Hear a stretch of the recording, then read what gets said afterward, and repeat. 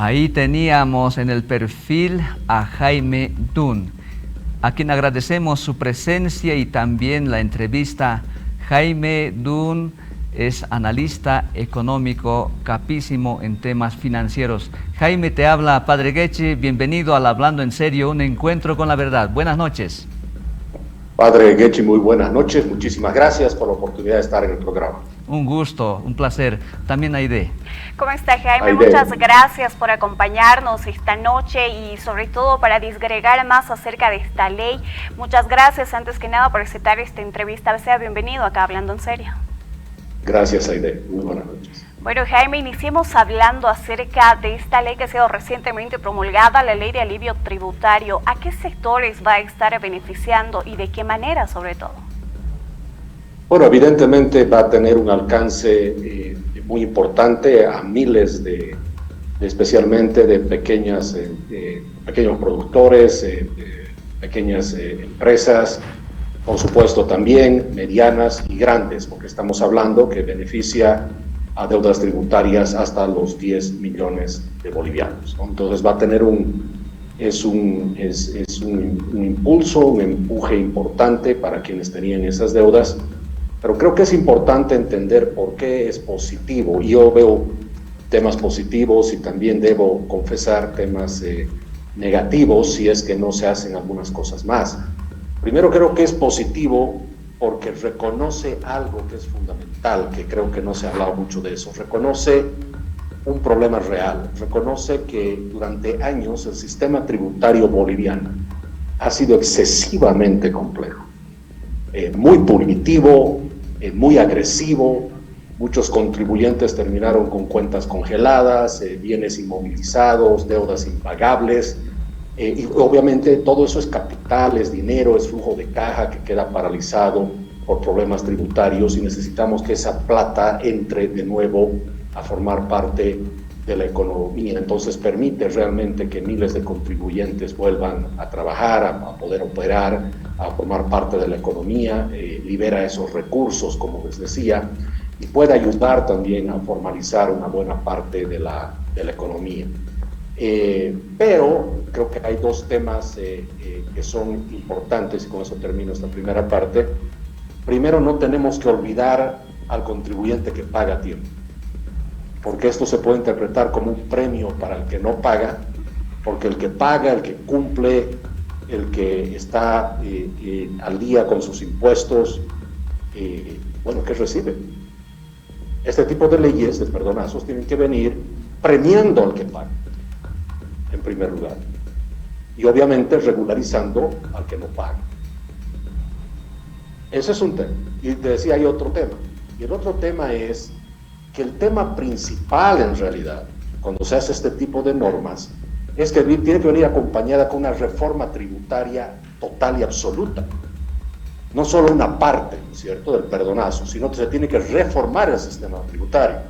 Y si no se lo ha planteado ahora, se lo tiene que plantear inmediatamente. Porque, como decía, el problema es que el sistema tributario en Bolivia es muy complejo, es injusto, es coactivo, es totalmente un mecanismo de persecución y que se ha utilizado políticamente también. Entonces debemos romper ese ciclo, ¿no es cierto?, donde te cobro impuestos, tengo burocracia, te persigo, te exprimo y después hay un perdonazo y después otra vez te vuelvo a exprimir, ¿no es cierto? Entonces, para romper ese ciclo y que sea un perdonazo extraordinario de una sola vez, tiene que venir acompañado con normativa que cambie el sistema tributario. Es decir, el tema principal no debería ser perdonar deudas, sino cambiar el sistema que ha generado esas deudas. Y hasta que no hagamos eso, esta ley es un primer paso, pero hay que hacer una reforma tributaria y trabajar en un sistema tributario que evite que estas deudas se vuelvan a generar en el futuro. Porque hay que recordarle a la población que este no es un primer perdonazo. Ya si vemos la historia de Bolivia en los últimos 30 años, ya han habido varios perdones. Porque justamente no se cambia el sistema, se sigue trabajando básicamente con el mismo sistema. Jaime, es algo importante lo que acabas de mencionar con sus dos vertientes. pero en Bolivia la mayor fuerza económica quien resalta es el comercio o los comerciantes informales, así podríamos decir. ¿Esto también beneficia o están en desventaja? Bueno, los que son informales no forman parte del círculo de la economía que está, por supuesto, en la formalidad y en el ámbito, digamos, del pago de impuestos, ¿no es cierto? Ellos no tienen ningún beneficio por esto. Y por eso esta ley queda incompleta si no se hace una reforma tributaria que haga que más bien los informales puedan ver que en la formalidad hay ventajas, no como ahora que es simplemente desventajas, es inseguridad jurídica, es coacción, es persecución y es corrupción, porque ese es el sistema tributario de hoy, es un sistema tremendamente coactivo y corrupto, donde además pierdes todos tus derechos, no hay cómo te defiendas, ¿no es cierto? Cuando viene la autoridad tributaria y te dice, debes tanto y te cobro tanto en multas e intereses y terminas pagando 3, 4, 5 veces más o más todavía de tu deuda inicial por supuestas, por supuestos errores o por haber interpretado mal la ley. Y normas tributarias que además no son muy claras, ¿no es cierto? Tienen muchas áreas grises y la autoridad tributaria siempre tiene la razón y el contribuyente no. Entonces hay que ser claros también, padre, de que muchas de las deudas que se tiene son simplemente por diferentes interpretaciones de lo que dice la norma, por un lado. Y segundo, gran parte de la informalidad se da porque no porque no se quiera pagar impuestos, sino que no es muy peligroso entrar en el circuito de la formalidad en Bolivia, porque el tema impositivo es fatal cuando tienes algún problema. Entonces tiene que ser un sistema impositivo. Además, hago un paréntesis aquí, hemos visto los números. En deudas, ¿no es cierto? Había ciertos años que en deudas tributarias se tienen montos casi similares y en algún año ha sido superior al monto que se recauda en un año. Entonces, cuando la mora está en alta, ya no es pues el problema de los contribuyentes, significa que hay un problema en el sistema tributario que genera tanta mora, ¿no es cierto? Y la informalidad se ha vuelto un refugio de este sistema, que se ha vuelto un sistema que persigue, un sistema que coacciona y un sistema que viene, ¿no es cierto?, con muchísima corrupción. Entonces, por eso yo creo que, y decía al comienzo, que esta ley 1733 tiene algo positivo, reconoce que el sistema tributario boliviano siempre ha sido muy complejo, muy punitivo y muy agresivo, pero si no corrige eso con otra ley, ¿no es cierto?, que debería ser en los próximos meses, pues vamos a seguir con el mismo tema y capaz el 2030 el próximo gobierno va a tener que decir se aplica otro perdonazo de nuevo, ¿cierto? Entonces una ley que perdona pero que no cambie en sustancia lo que ha generado esas deudas, lo único que va a hacer es preparar el camino para un nuevo perdonazo de aquí 5, 6 o 10 años y eso es el problema de fondo. Y justamente quien está en la informalidad y ve estos perdonazos, pues de alguna manera, más bien en vez de decir, wow, correré a formalizarme, lo que está diciendo es, qué bien que me quedé en la informalidad. El final es que sí hay que reformar bastante nuestra ley tributaria. Jaime, esto es solo como curiosidad, ¿hace cuánto tiempo se va manejando actualmente esta ley tributaria acá dentro de nuestro país? La ley tributaria, la 843, es la madre, la llamemos, porque ese es el otro tema, que ha nacido una ley, la 843, en el primer gobierno de Sánchez de Lozada, y ha permanecido así, y con muchos complementos, con muchas adiciones, y lo único que ahora tenemos es una madre con cientos de hijos, de nietos, de abuelos, y al final lo que tenemos es una norma tributaria tremendamente compleja. Y no solo eso, en los últimos 20 años del masismo, como ellos veían que no podían incrementar impuestos, han generado nuevos tipos de impuestos a través de otras leyes, como el presupuesto general del Estado se ha vuelto un mecanismo por el cual han metido la generación de nuevos impuestos que ni siquiera forman parte del libro, digamos, principal madre de la 843. y se ha armado todo un sistema legal muy complejo y muy contradictorio. Yo me considero como alguien que sabe mucho de impuestos y temas financieros, y la verdad es que he tenido que acudir personalmente yo a abogados para poder, ¿no es cierto?, entender qué es lo que se dice y si un impuesto va o no va. Y sabes que ha sido lo peor de todo cuando se han hecho estas consultas, Aide, es que he tenido 3 respuestas diferentes de 3 diferentes abogados tributarios. ¿Y cuáles eran esas respuestas, Jaime? Porque es bastante complejo entender esto. Y bueno, ahí ya uno toma una decisión, y la decisión ha sido, al final por consejo de todos, como hay 3 posibilidades, pero no sabemos impuestos cuál va a tomar, te aconsejamos que se pague nomás el doble, por seguridad. No, pues entonces no puedes vivir en un país donde tienes ese tipo, digamos, de inseguridad jurídica. Y no solo eso, hemos visto que en el tema tributario hay una interpretación en ciertas cosas, de alguna manera es diferente en Santa Cruz, es diferente en La Paz, es diferente en Potosí, y eso hace que obviamente tengas una situación de una inseguridad jurídica muy grande. Cuando yo estaba en campaña como candidato a la presidencia, ya hablábamos con los gremios, y justamente muchos gremios nos decían, mire, señor Dunn, me decían, no es que no queremos pagar impuestos, lo queremos hacer, el tema es que nos da miedo pagar impuestos. Imagínense, hay temor de pagar impuestos. ¿Y por qué hay temor? Porque decían, por más que yo pague lo que tengo que pagar, sabemos que de aquí 10 años puede aparecer alguien y nos dice, no, es que pagaste mal. ¿Y por qué pagué mal si pagué como dice la norma? No, es que nosotros lo interpretamos de otra manera y te caen, ¿no es cierto?, con temas complejos. Es más, quiero hacer notar que, por ejemplo, esta ley 1733 modifica el IVA para que el impuesto no forme parte del precio neto, ¿no es cierto?, y se muestre separado en la factura. Si sabemos que el IVA es 13% legalmente, muchos de los reclamos y las multas que se han dado en el país ha sido porque al final no había sido 13, había sido 14 punto algo, ¿no es cierto? Y una cosa tan sencilla como eso ha sido la tortura para muchos comerciantes, el saber que el IVA era 13 legalmente, pero en realidad se paga 14.80 y algo, ya no recuerdo bien cómo, pero era 14 y algo.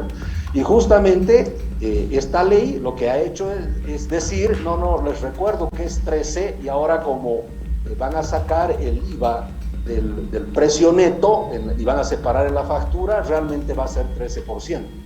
O sea, en otras palabras, a todos esos contribuyentes que han tenido multas por haber aplicado la ley del 13, ¿no es cierto?, por haber aplicado la ley del 13 y han sido multados porque se ha calculado con 14, la gran pregunta es, y bueno, ¿y qué pasa con ellos? Ven, tuvieron razón todo este tiempo. Y ese es un solo ejemplo, y sobre eso hay cientos de ejemplos donde la ley dice una cosa, pero se cobra de otra manera porque el impuestos internos lo interpreta de otra manera, ¿no es cierto? Entonces, ya de entrada creo que hay un principio básico donde hay justicia. Donde hay justicia, la ley tiene que ser clara. Y nosotros también en campaña decíamos, y lo tengo que decir, que si en el caso tributario o cualquier caso la norma no es clara, vamos a aplicar el principio in dubio persona. ¿Qué significa eso? Si hay duda en lo que dice la ley, siempre se debe fallar a favor del ciudadano. Si hay duda en la interpretación de la norma tributaria, siempre se debe fallar a favor del contribuyente. ¿Por qué? Porque el contribuyente no es el que ha escrito la norma, y si la norma está mal escrita es problema del Estado, no es problema del contribuyente. Entonces creo que ese tipo de reformas y este tipo de principios como in dubio persona son los que se deben pensar en implementar en una reforma tributaria que es necesario que se haga. En conclusión, haces un perdonazo, pero no cambias lo que causa el problema que te ha llevado a generar deudas y te ha obligado a hacer un perdonazo, no has cambiado nada. Por eso tienes que hacer una reforma tributaria e incluir el principio in dubio persona.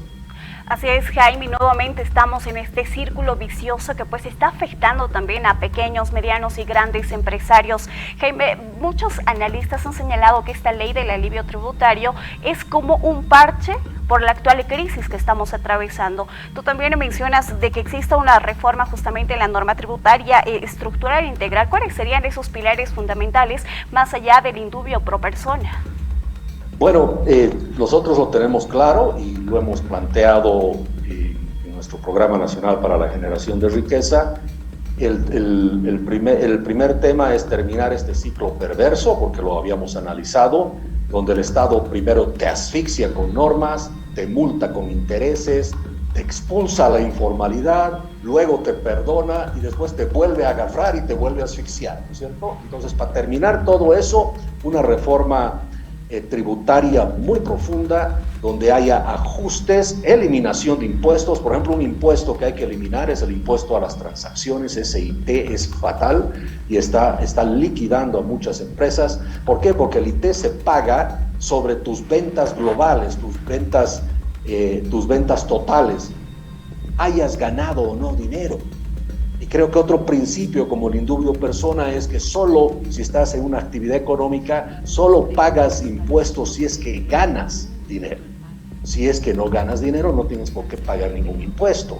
Entonces es otro tema en las reformas. Y otra cosa, una simplificación muy importante en el sistema tributario. La 843, uno de sus grandes avances en su momento, fue de que de cientos de impuestos que había en el país, se redujo a un puñado de impuestos, pero lamentablemente todo eso se ha ido distorsionando y ha ido creciendo de alguna manera de nuevo. Entonces todo eso hay que revisar y hay que llegar a hacer algo que, fíjate, es muy importante.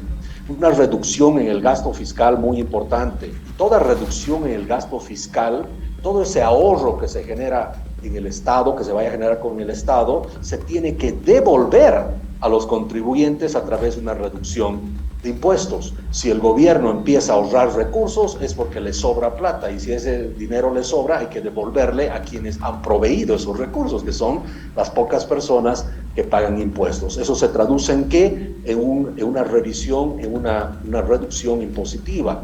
Por el otro lado también, en la reforma tributaria hay otros impuestos que se generan en el país, se pagan en el país, que tienen que ver, por ejemplo, con el tema de aduanas, el tema de la importación de bienes al país. No solo que es un gran antro de corrupción en el sistema aduanero, sino que hay que hacer cambios muy importantes, porque no es posible que en un país de pobres tengamos que pagar por productos que vienen de afuera legalmente. Pagas 3, 4, 5 veces el precio original. ¿Por qué? Porque 3 veces, en algunos casos, especialmente cuando se aplica el ICE, estás pagando 3, 4 veces el precio original solamente en impuestos aduaneros y en aranceles, ¿no es cierto? Entonces eso también hay que eliminar. La aduana, nosotros decíamos de manera figurativa que en nuestro programa de reforma tributaria, y de alguna manera el presidente Paz también tomó el tema de que nosotros llamábamos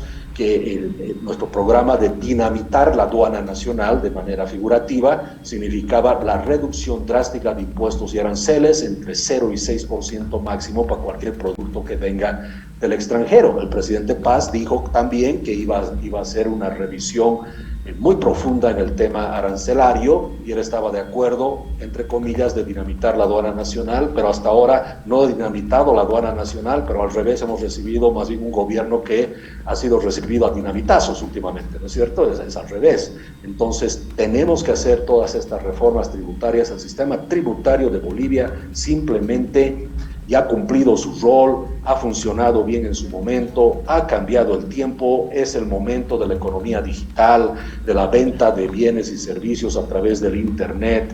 Hoy en día hay empresas del extranjero que dan servicios en Bolivia, ni siquiera están en Bolivia, y los bolivianos tenemos servicios de afuera, de empresas que no están en Bolivia. Es decir, hay un montón de cosas que han cambiado, y el sistema tributario tiene que estar a la altura de los cambios también que hay en el mundo. No estoy diciendo que se cobre impuestos por las cosas que se hacen por internet, pero más bien lo que tiene que quedar claro es que el mundo ha cambiado y el sistema tributario se tiene que ajustar a este nuevo mundo que tiene mucho que ver ya con la tecnología.